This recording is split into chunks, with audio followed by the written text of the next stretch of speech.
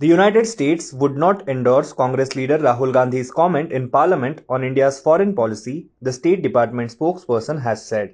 On a question by reporters to US State Department spokesperson Ned Price over ties between Pakistan and China in the context of Mr. Gandhi's comment, he said he would not endorse those remarks. I will leave it to the Pakistanis and the PRC to speak to their relationship. I certainly would not endorse those remarks, Mr. Price said, adding countries are not needed to choose between the US and China. PRC is short for People's Republic of China.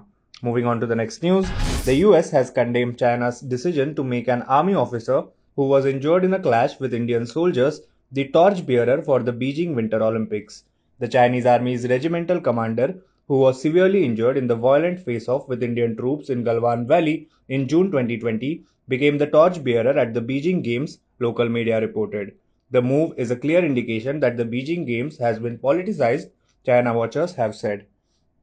It's shameful that Beijing chose a torchbearer for the Olympics 2022 who is part of the military command that attacked India in 2020 and is implementing genocide against the Uyghurs. The US will continue to support Uyghur freedom and the sovereignty of India, tweeted Jim Risch, US Senate Foreign Relations Committee ranking member. Moving on to the next news, External Affairs Minister S. Jaishankar on Wednesday targeted Congress leader Rahul Gandhi over his remarks that the BJP government's policies have brought China and Pakistan together, stating that some history lessons are in order and that Pakistan illegally handed over the Shaksgam Valley to China in 1963 when a Congress government was in office. He said that China built the Karakoram Highway through POK in the 1970s and CPEC was started in 2013 when Congress-led UPA was in power at the center.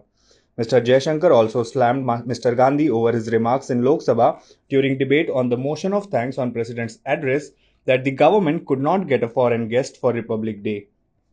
Taunting Mr. Gandhi over his frequent foreign visits, Mr. Jaishankar said, "Those who live in India know we were in the midst of a corona wave," and added that India held a virtual summit with presidents of 5 Central Asian countries.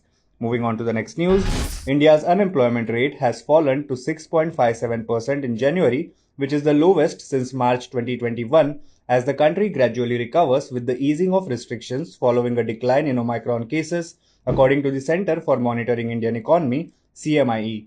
While unemployment in urban India stood at 8.16% in January, in rural areas it was the lowest at 5.84%. In December, the unemployment rate stood at 7.91%, with urban at 9.30% and rural at 7.28%, the CMIE data said.